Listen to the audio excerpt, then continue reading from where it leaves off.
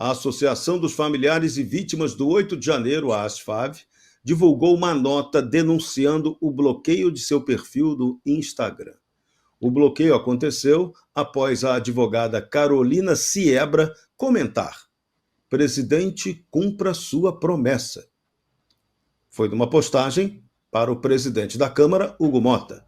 A entidade alega que o comentário pedia urgência para a votação do PL de anistia e foi feito de forma respeitosa.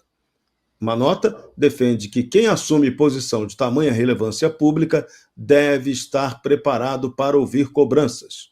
A associação reafirma seu compromisso com a legalidade e diz que o bloqueio fere o princípio da liberdade de expressão.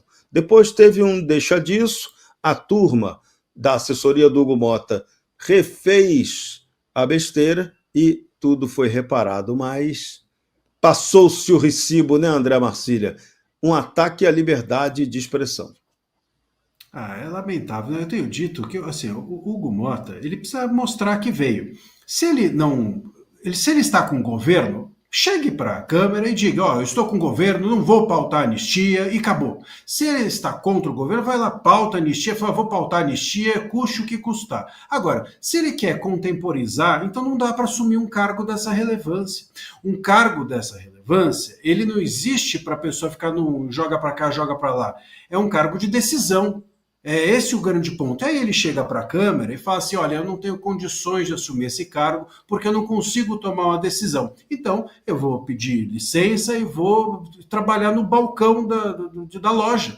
Ficar ali atrás do balcão e pronto. Ninguém vai me perturbar nem exigir que eu me posicione. Agora, você assume uma responsabilidade dessa, e isso implica sacrifícios. O Jordan Peterson falava isso nesse último livro dele, e que é ótimo. Justamente as consequências da responsabilidade são sacrifícios que você precisa assumir. Quem de nós todos que estamos aqui, nós quatro e outros tantos que vêm ao Bradock, não escutam? Pô, você não tem medo de se posicionar? Temos, claro que temos, somos humanos, mas sabemos que ao assumir uma responsabilidade, precisamos arcar com sacrifícios. Agora, o Mota, ele quer as benesses do cargo, quer viajar para cá, quer viajar para lá, mas não quer o sacrifício de assumir uma posição. Então precisa assumir uma posição. Aí a única posição que ele assume é bloquear as pessoas no perfil do Instagram. Faça-me um favor. Então a gente precisa ter um pouco de maturidade, ou então sair da moita, como dizem os mais grosseiros. Carlo Cauti, foi uma atitude assim até infantil do ponto de vista estratégico de quem administra o Instagram do presidente da Câmara, né? Censura não cabe, né? Pois é, Serrão, se fosse um outro momento, um outro governo, um outro presidente da Câmara, se fosse uma pessoa chamada Bolsonaro e tivesse bloqueado alguém, como aconteceu no passado, que criticava, naquele caso até de forma vulgar, se não me engano, o presidente Bolsonaro, o Supremo Tribunal Federal já teria enviado uma intimação a desbloquear em 24 horas pena, multa ou quem sabe qualquer outra penalidade contra o presidente Bolsonaro. Isso aconteceu, de fato aconteceu no Twitter, se não me engano. Não, foi a AGU. Em 2019 ou 2020, algo do tipo, assim, o Bolsonaro bloqueou uma pessoa que o estava perturbando em várias ocasiões e ele foi obrigado a desbloquear aquela pessoa, porque a Carmen Lúcia Vilhena fez uma declaração, fez o entendimento dela era que uma personalidade pública não podia bloquear quem quer que seja e tinha que obrigatoriamente aturar essas pessoas. Então, assim, de novo, 2 pesos e 2 medidas. No caso do presidente da Câmara, está valendo. No caso do ex-presidente da República, não podia nada. Isso demonstra como, de um lado, o nosso judiciário é parcial, porque é inerte nesses casos e hiperativo quando é Bolsonaro ou qualquer pessoa da direita, e como também as redes sociais não fazem absolutamente nada para garantir um tratamento isonômico entre os vários líderes políticos. Então, mais uma vez a comprovação, e ponto número 3, como os nossos líderes políticos são particularmente sensíveis, quase irritáveis, né, ultra sensíveis a qualquer tipo de crítica. Qualquer palavra provoca tremores, sudoração copiosa, problemas de manutenção da atenção, né, etc, etc. Então, qualquer crítica para eles é um ataque inaceitável, inconcebível e, portanto, deve ser censurada. Então, se começa bloqueando nas redes sociais e se termina pautando PLs da censura aqui, há sinais de que estão voltando. Hoje vi uma entrevista com um deputado federal que foi o relator do PL da censura, né, Orlando Silva, que basicamente disse que eles não desistiram e esse troço vai voltar para a Câmara. Ou seja, preparem o cinto de segurança, porque chumbo grosso vem aí. Darcio Bracarense, político que está na chuva é para se queimar, né? Como diria o ditado caboclo. Pois é, e como diria ex-presidente, né, quem não está na chuva, né, e acaba se molhando, enfim, quem ganhar ou quem perder, vai todo mundo perder. E todo mundo está perdendo no Brasil. Eu acho que, em certa medida, ela foi profeta. Em relação a esse caso, assim, eu tenho pouco a dizer. Eu acho que o Marcília e o Cauty foram muito bem. Eu só lamento o fato de que o Hugo Mota não perceba que ele tem a oportunidade de colocar o seu nome na história. Talvez ele não tenha tamanho para o cargo, mas isso é só a história que vai contar.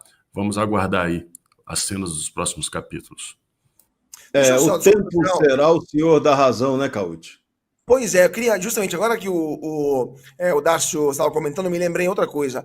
De fato, o Hugo Mota, como você falou, Darcio, não tem estatura para o cargo, porque além de bloquear pessoas nas redes sociais, ele fica passando as noitadas com festas, né, de arromba lá em Brasília, convidando o governo, convidando o STF, e ringados a vinhos que custam milhares de reais, nas mesmas horas em que é descoberto o maior escândalo de corrupção desse governo, arrombaram os cofres do INSS e o presidente da Câmara, que é o quarto mais importante cargo da República, aliás, o terceiro, né, o cargo mais importante da República, está lá festejando noite adentro.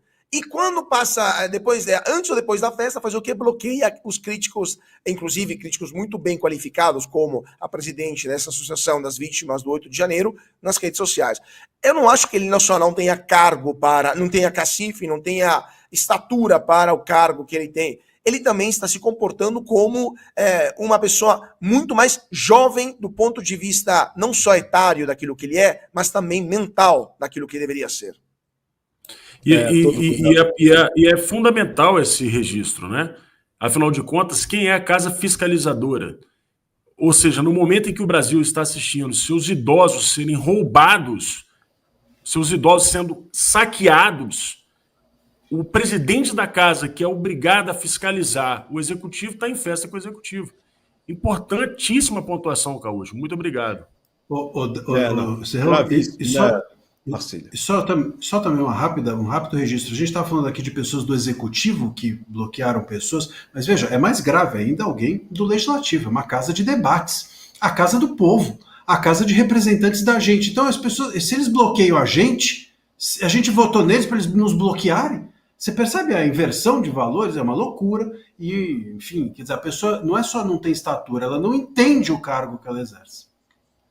O Supremo Tribunal Federal formou maioria para derrubar leis municipais do Rio Grande do Sul e de Minas Gerais que proibiam o uso da linguagem neutra nas escolas. A Corte decidiu que apenas a União tem competência para legislar sobre a língua portuguesa aplicada no ensino. O ministro André Mendonça, relator do caso, foi acompanhado por 6 ministros, incluindo Alexandre de Moraes e Gilmar Mendes. Zanin e Nunes Marques divergiram, defendendo que cabe à gestão municipal decidir o que é ensinado. A decisão pode estabelecer aí um precedente para outros casos semelhantes em tramitação no Supremo. André Marcília, esse assunto é bastante interessante, né? Porque ele coloca em xeque o quê? A Federação Brasileira. O que vale? A autonomia de municípios e estados ou o poder centralizado da União? É interessante, veja, a questão da linguagem neutra aqui é uma questão de fundo, né? Então, o que está sendo discutido não é se pode ou não linguagem neutra nas escolas, mas sim se a União ou os estados é que devem decidir a respeito disso. Agora, do ponto de vista legal, não importa, porque a questão é que não deve... Veja, se você chegar e falar assim, olha, vamos decidir se a gente pode ensinar as pessoas a se esmurrarem dentro das escolas, isso é da União ou é dos municípios ou dos estados? Você percebe que a questão não existe porque ela é ilegal?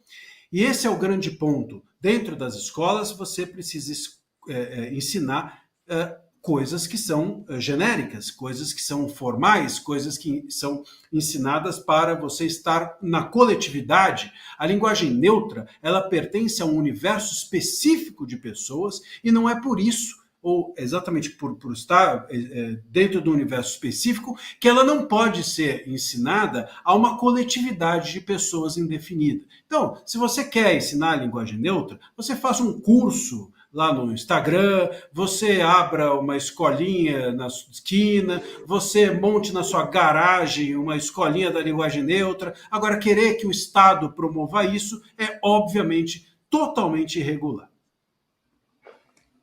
Doutor, Carlos Cauti, essa história aí é mais uma armação identitária, né? Pois é, só queria complementar, não precisa, doutor Marcelo, nada disso. É só ir numa banca de jornal e comprar na Folha de São Paulo. Você vai virar um PhD em linguagem neutra. Além da Folha, tem vários outros por indicar. Mas, enfim, quem quer pegar um doutorado em linguagem neutra é só consumir a velha mídia, né? Mas, enfim, piadas à parte. Justamente aquilo que o doutor Marcelo estava dizendo pode até ser correto do ponto de vista jurídico, alguma previsão constitucional. Não sou advogado, então não sei exatamente se isso é previsto ou não pela Constituição, uma determinação tão detalhada sobre o uso ou não de linguagem neutra, mas o problema é querer impor a linguagem neutra por parte de escolas ou até mesmo de professores, né, a alunos que vão aprender o português errado. Esse é o drama. Eles estão prejudicando a vida e a carreira profissional e a renda que esses pequenos brasileiros vão ter ao longo de suas vidas, porque estão aprendendo um português errado. Não adianta fazer um concurso público ou um processo seletivo em uma empresa privada escrevendo todes, porque você vai ser eliminado. Se você escrever todes ou outros absurdos, nem sei, não leio a Folha há um tempinho, então perdi esse conhecimento da linguagem neutra, mas se você escrever isso num processo seletivo em qualquer empresa minimamente séria, você não vai ser contratado. Então, essas pessoas que estão impondo a linguagem neutra para os jovens brasileiros estão condenando a pobreza essas pessoas. Estão condenando uma vida pior daquelas que poderiam ter se aprendessem um português correto, porque além da linguagem neutra vem um monte de outras baboseiras que enfiam na cabeça desses alunos, que tudo aprendem menos português, matemática, história, geografia ou coisas que poderiam ser úteis em suas futuras carreiras. Então, em um país que tem um dos piores índices do mundo de nível educacional e de aprendizado das crianças, ensinar coisas erradas é mais do que uma ultraje à língua portuguesa. Deveria ser um crime contra as futuras gerações de brasileiros. Dureza. Dácio Bracarense, como é que fica aí a questão da autonomia de estados e municípios, inclusive para se rebelar contra a imbecilidade? Porque essa linguagem neutra é uma agressão flagrante à língua portuguesa. Pois é, aí é que eu quero mostrar em que estado que a gente se encontra. O artigo 13 da Constituição estabelece que a língua oficial no Brasil é o português. Artigo 13 da Constituição. Portanto, o STF eles deveria estar preso na Constituição.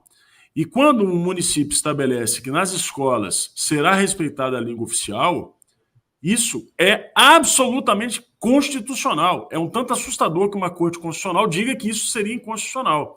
Eu estou aqui fugindo do artigo 30, que trata das prerrogativas dos serviços essenciais prestados no município. Eu estou falando aqui de algo que está claro, objetivo na Constituição. Agora, preste atenção na gravidade desse tema. Às vezes as pessoas pensam que é questão de todes, questão de não sei o quê. A gente está num país que já caiu o dialeto pajubá no Enem. Essa é a nossa realidade. Eu não sei em que empresa, em que indústria, em que situação, em que relação internacional alguém vai usar dialeto pajubá, mas pensem comigo. O que é a língua? A língua é muito mais do que uma ferramenta de comunicação.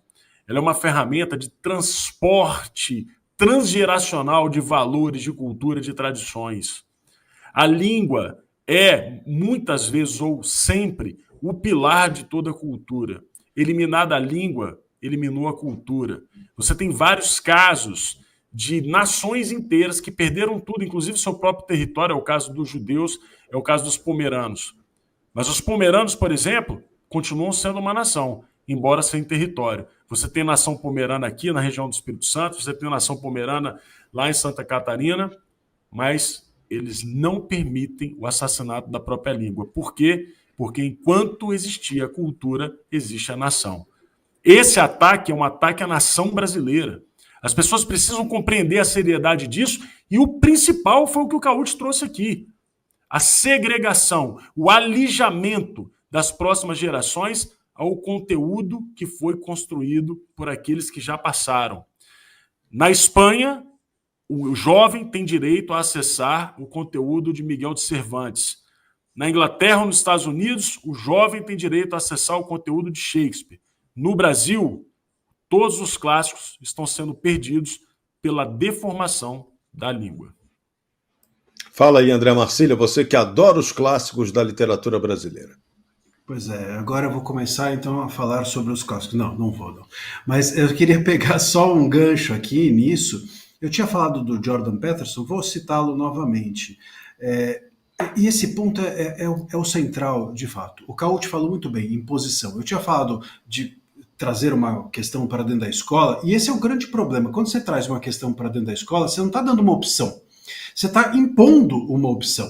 Você está fazendo com que aquilo entre no currículo, com que aquilo entre dentro da sala de aula, que aquilo seja imposto ao professor e, portanto, ao aluno. E esse é o ponto central. Eu me lembro que, há um tempo atrás, o Jordan Peterson, inclusive, que é um psicanalista, etc., né?